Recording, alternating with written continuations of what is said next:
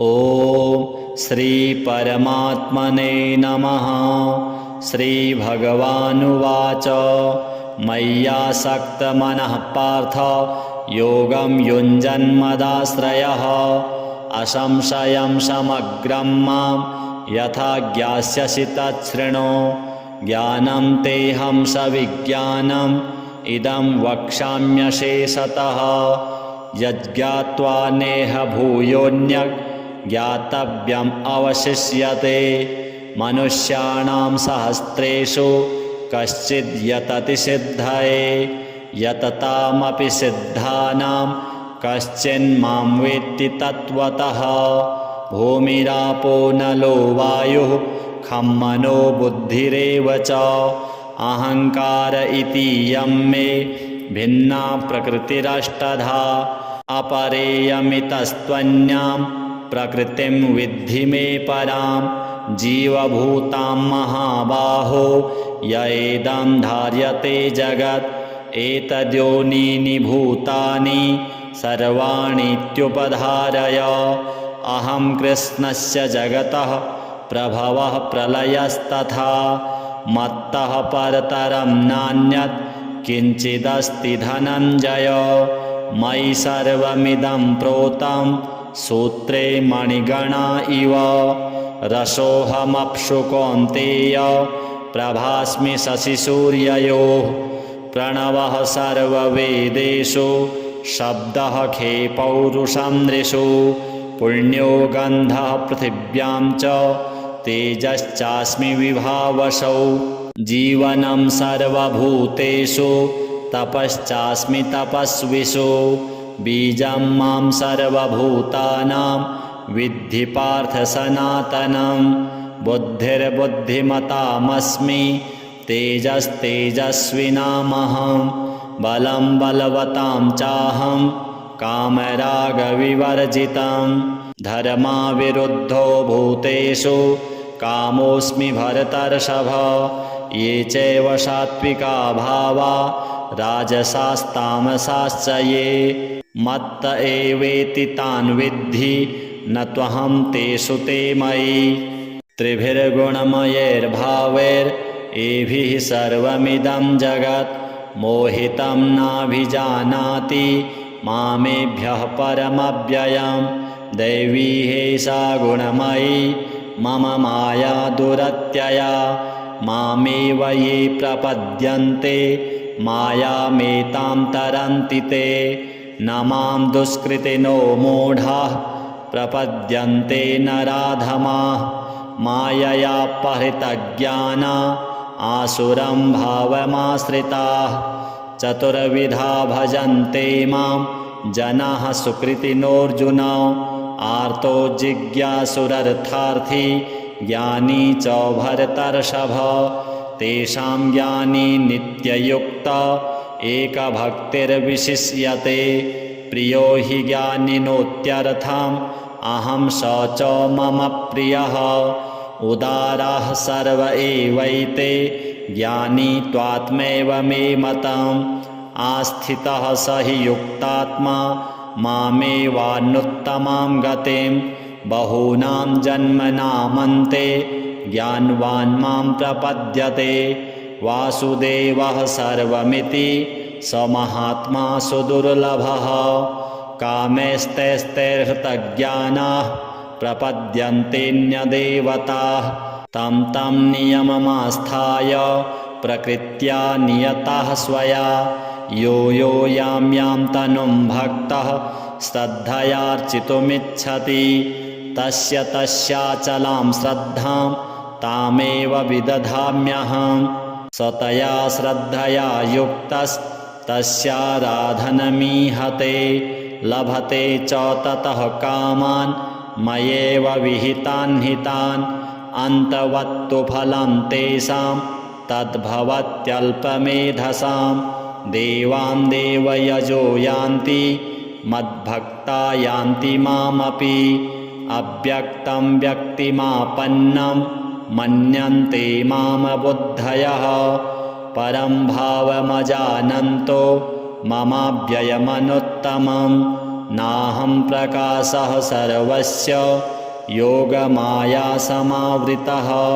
मूढोऽयं नाभिजानाति लोको मामजमव्ययं।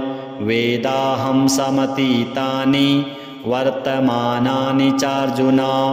भविष्याणि च भूतानि मां तु वेद न कश्चन। इच्छाद्वेषसमुत्थेन द्वन्द्वमोहेन भारत। सर्वभूतानि सम्मोहं सर्गे यान्ति परन्तप। येषां त्वन्तगतं पापं जनानां पुण्यकर्मणां ते द्वन्द्वमोहनिर्मुक्ता भजन्ते मां दृढव्रताः। जरामरणमोक्षाय मामाश्रित्य यतन्ति ये ते ब्रह्म तद्विदुः कृष्णम् अध्यात्मं कर्म चाखिलं। साधिभूताधिदैवं मां साधियज्ञं च ये विदुः। प्रयाणकालेऽपि च मां ते विदुर्युक्तचेतसः। मय्यासक्तमनः पार्थ योगं युञ्जन्मदाश्रयः। असंशयं समग्रं मां यथा ज्ञास्यसि तच्छृणु। ज्ञानं तेऽहं सविज्ञानम् इदं वक्ष्याम्यशेषतः। यज्ज्ञात्वा नेह भूयोऽन्यत् ज्ञातव्यम् अवशिष्यते। मनुष्याणां सहस्रेषु कश्चिद् यतति सिद्धये।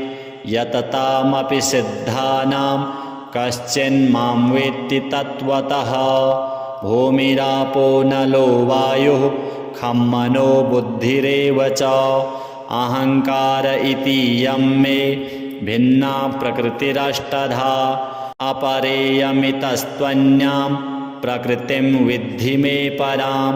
जीवभूतां महाबाहो य एदं धार्यते जगत्। एतद्योनीनि भूतानि सर्वाणीत्युपधारय। अहं कृष्णस्य जगतः प्रभवः प्रलयस्तथा। मत्तः परतरं नान्यत् किञ्चिदस्ति धनञ्जय। मयि सर्वमिदं प्रोतं सूत्रे मणिगणा इव। रसोऽहमप्सु कौन्तेय प्रभास्मि शशिसूर्ययोः। प्रणवः सर्ववेदेषु शब्दः खे पौरुषं नृषु। पुण्यो गन्धः पृथिव्यां च तेजश्चास्मि विभावसौ। जीवनं सर्वभूतेषु तपश्चास्मि तपस्विषु। बीजं मां सर्वभूतानां विद्धि पार्थ सनातनं। बुद्धिर्बुद्धिमतामस्मि तेजस्तेजस्विनामहं। बलं बलवतां चाहं कामरागविवर्जितं। धर्माविरुद्धो भूतेषु कामोऽस्मि भरतर्षभ। ये चैव सात्विका भावा राजसास्तामसाश्च ये। मत्त एवेति तान् विद्धि न त्वहं तेषु ते मयि। त्रिभिर्गुणमयैर्भावैरेभिः सर्वमिदं जगत्। मोहितं नाभिजानाति मामेभ्यः परमव्ययं। दैवी हेषा गुणमयी मम माया दुरत्यया। मामेव ये प्रपद्यन्ते मायामेतां तरन्ति ते। न मां दुष्कृतिनो मूढाः प्रपद्यन्ते नराधमाः। माययापहृतज्ञाना आसुरं भावमाश्रिताः। चतुर्विधा भजन्ते मां जनाः सुकृतिनोऽर्जुन। आर्तो जिज्ञासुरर्थार्थी ज्ञानी च भरतर्षभ। तेषां ज्ञानी नित्ययुक्त एकभक्तिर्विशिष्यते। प्रियो हि ज्ञानिनोत्यर्थम् अहं स च मम प्रियः। उदाराः सर्व एवैते ज्ञानी त्वात्मैव मे मतम्। आस्थितः स हि युक्तात्मा मामेवानुत्तमां गतिं। बहूनां जन्मनामन्ते ज्ञानवान् मां प्रपद्यते। वासुदेवः सर्वमिति स महात्मा सुदुर्लभः। कामैस्तैस्तैर्हृतज्ञानाः प्रपद्यन्तेऽन्यदेवताः तं तं नियममास्थाय प्रकृत्या नियतः स्वया। यो यो यां यां तनुं भक्तः श्रद्धयार्चितुमिच्छति तस्य तस्याचलां श्रद्धां तामेव विदधाम्यहम्।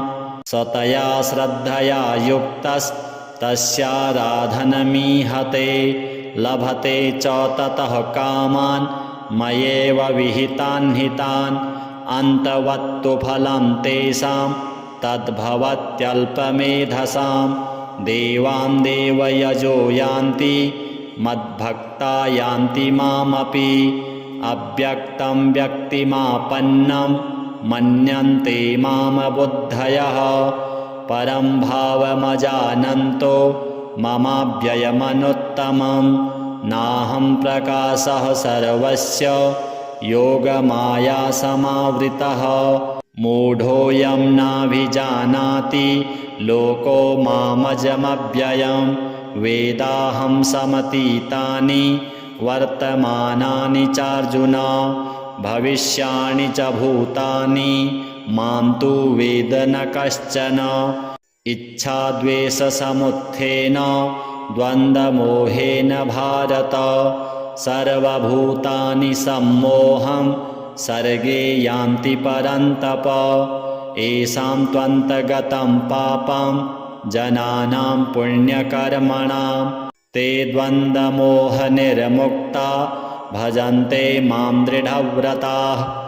जरामरणमोक्षाय मामाश्रित्य यतन्ति ये ते ब्रह्म तद्विदुः कृष्णम् अध्यात्मं कर्म चाखिलं। साधिभूताधिदैवं मां साधियज्ञं च ये विदुः प्रयाणकालेऽपि च मां ते विदुर्युक्तचेतसः। मय्यासक्तमनः पार्थ योगं युञ्जन्मदाश्रयः। असंशयं समग्रं मां यथा ज्ञास्यसि तच्छृणु। ज्ञानं तेऽहं सविज्ञानम् इदं वक्ष्याम्यशेषतः। यज्ज्ञात्वा नेह भूयोऽन्यत् ज्ञातव्यम् अवशिष्यते। मनुष्याणां सहस्रेषु कश्चिद् यतति सिद्धये यततामपि सिद्धानां कश्चिन्मां वेत्ति तत्त्वतः। भूमिरापो नलो वायुः खं मनो बुद्धिरेव च। अहङ्कार इति यं मे भिन्ना प्रकृतिरष्टधा। अपरेयमितस्त्वन्यां प्रकृतिं विद्धि मे परां। जीवभूतां महाबाहो य इदं धार्यते जगत्। एतद्योनीनि भूतानि सर्वाणीत्युपधारय। अहं कृष्णस्य जगतः प्रभवः प्रलयस्तथा। मत्तः परतरं नान्यत् किञ्चिदस्ति धनञ्जय। मयि सर्वमिदं प्रोतं सूत्रे मणिगणा इव। रसोऽहमप्सु कौन्तेय प्रभास्मि शशिसूर्ययोः। प्रणवः सर्ववेदेषु शब्दः खे पौरुषं नृषु। पुण्यो गन्धः पृथिव्यां च तेजश्चास्मि विभावसौ। जीवनं सर्वभूतेषु तपश्चास्मि तपस्विषु। बीजं मां सर्वभूतानां विद्धि पार्थ सनातनं।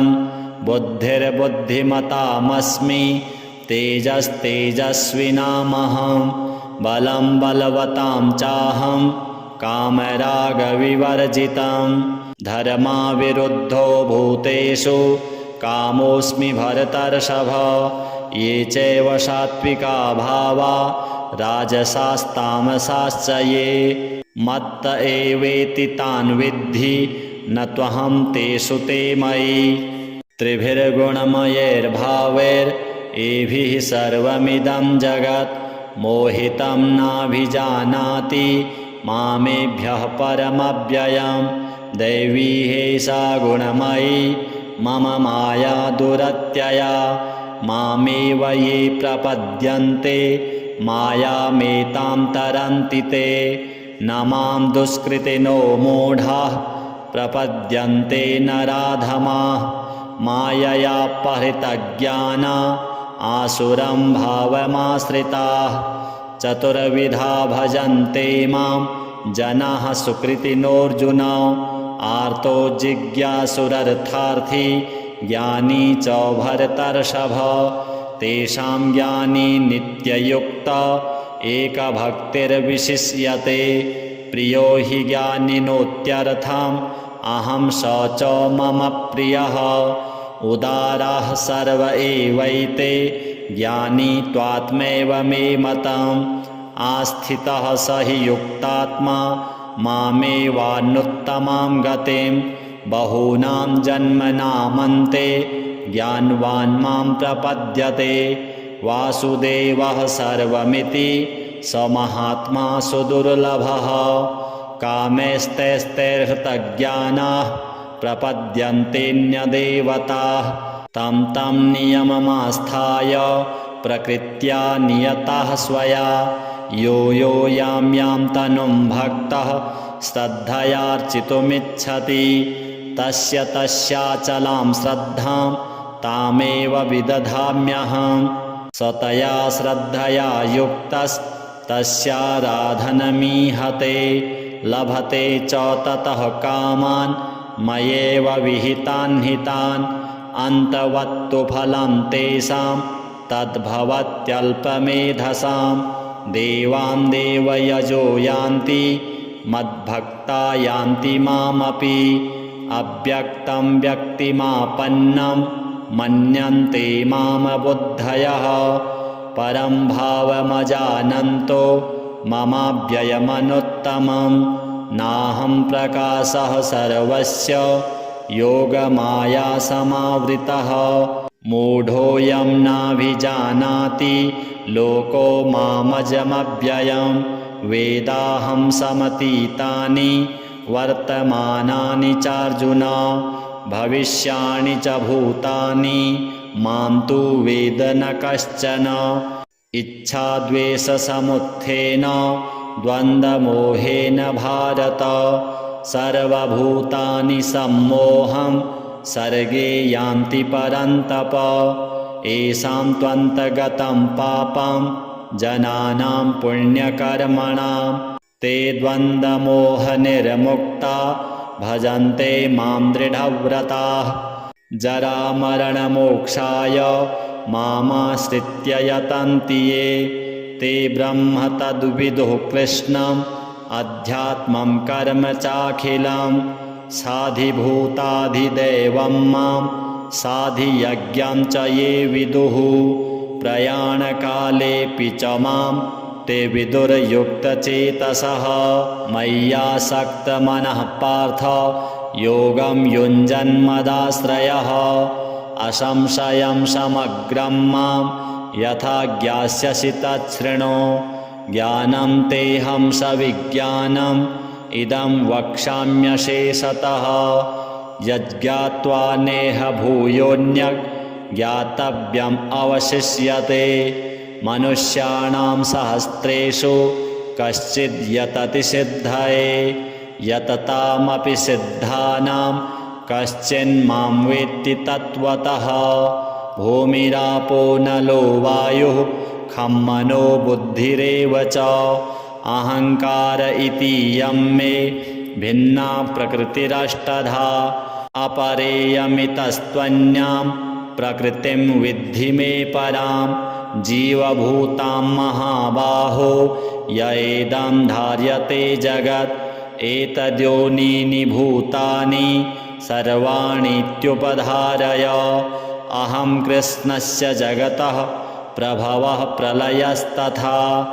मत्तः परतरं नान्यत् किञ्चिदस्ति धनञ्जय। मयि सर्वमिदं प्रोतं सूत्रे मणिगणा इव।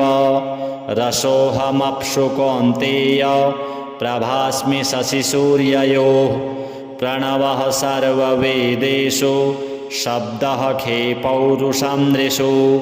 पुण्यो गन्धः पृथिव्यां च तेजश्चास्मि विभावसौ जीवनं सर्वभूतेषु तपश्चास्मि तपस्विषु बीजं मां सर्वभूतानां विद्धि पार्थ सनातनं बुद्धिर्बुद्धिमतामस्मि तेजस्तेजस्विनामहं बलं बलवतां चाहं कामरागविवर्जितं धर्माविरुद्धो भूतेषु कामोऽस्मि भरतर्षभ ये चैव सात्विका भावा राजसास्तामसाश्च ये मत्त एवेति तान् विद्धि न त्वहं तेषु ते मयि त्रिभिर्गुणमयैर्भावैरेभिः सर्वमिदं जगत् मोहितं नाभिजानाति मामेभ्यः परमव्ययं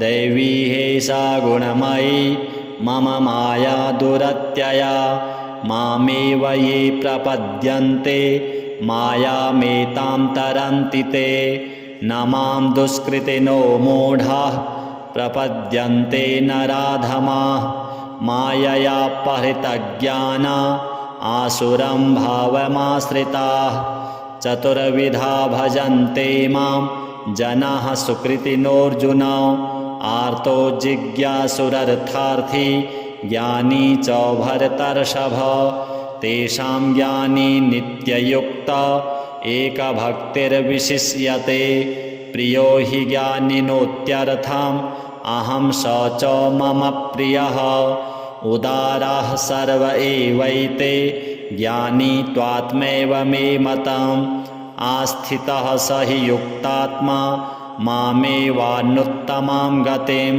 बहूनां जन्मनामन्ते ज्ञानवान् मां प्रपद्यते वासुदेवः सर्वमिति स महात्मा सुदुर्लभः कामैस्तैस्तैर्हृतज्ञानाः प्रपद्यन्तेऽन्यदेवताः तं तं नियममास्थाय प्रकृत्या नियताः स्वया यो यो यां यां तनुं भक्तः श्रद्धयार्चितुमिच्छति तस्य तस्याचलां श्रद्धां तामेव विदधाम्यहं स तया श्रद्धया युक्तस्तस्याराधनमीहते लभते च ततः कामान् मयैव विहितान् हितान् अन्तवत्तु फलं तेषां तद्भवत्यल्पमेधसां देवान् देवयजो यान्ति मद्भक्ता यान्ति मामपि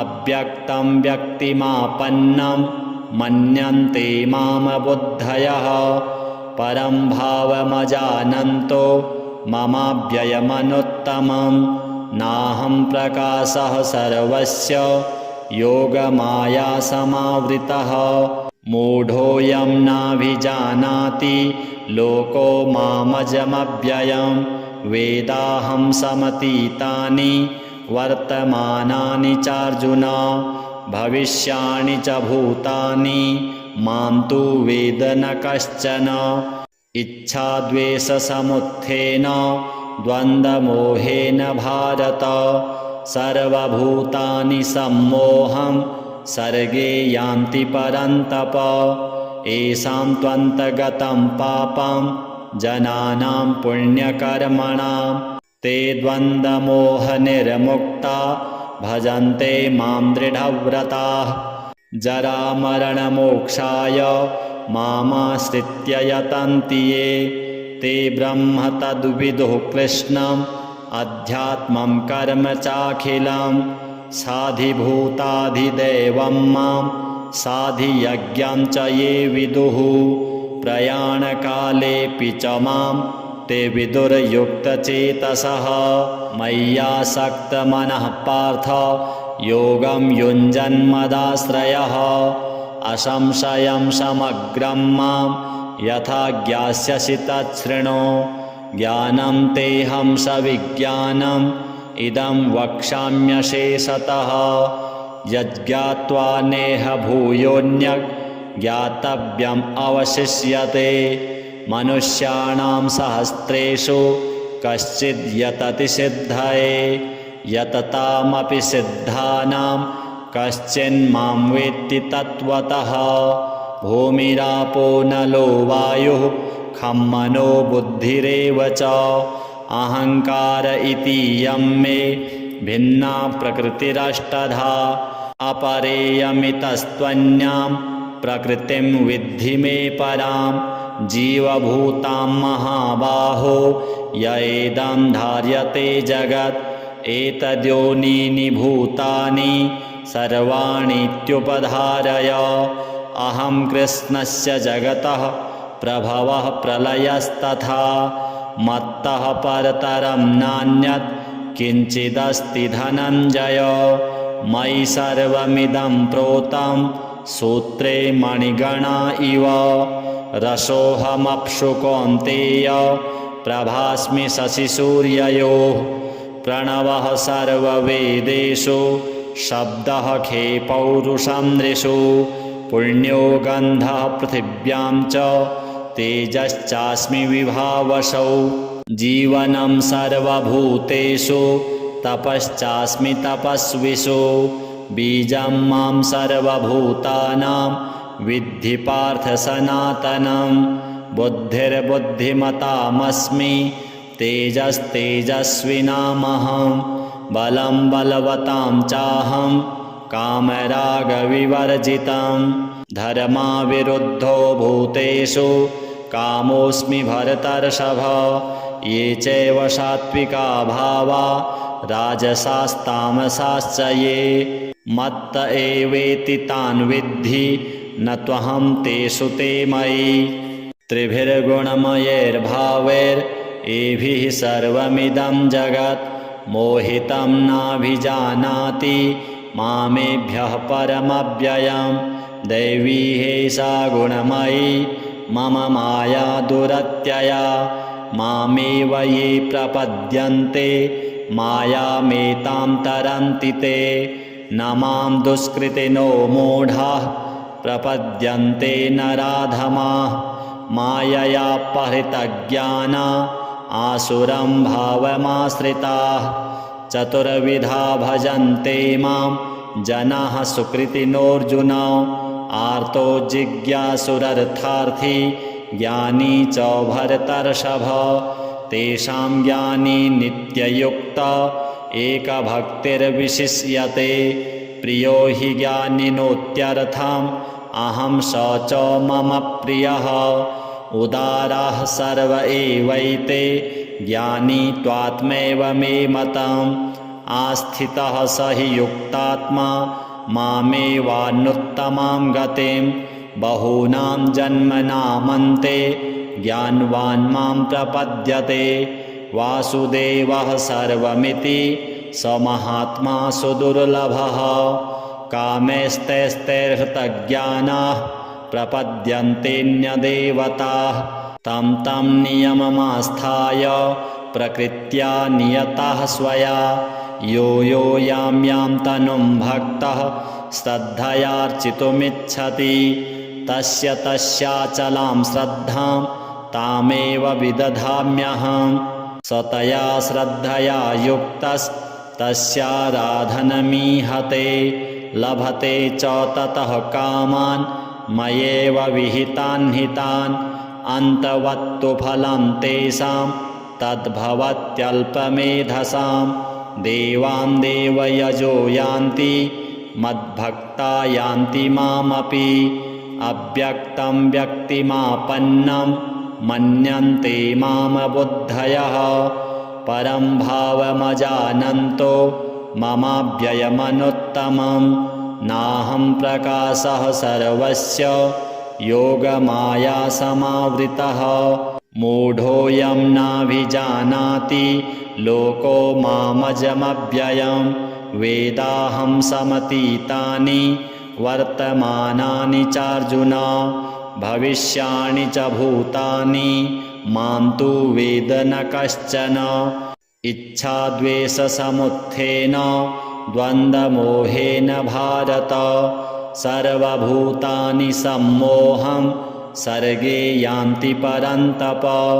येषां त्वन्तगतं पापं जनानां पुण्यकर्मणां ते द्वन्द्वमोहनिर्मुक्ता भजन्ते मां दृढव्रताः जरामरणमोक्षाय मामाश्रित्य यतन्ति ये ते ब्रह्म तद्विदुः कृष्णम् अध्यात्मं कर्म चाखिलं साधिभूताधिदैवं मां साधियज्ञं च ये विदुः प्रयाणकालेऽपि च मां ते विदुर्युक्तचेतसः।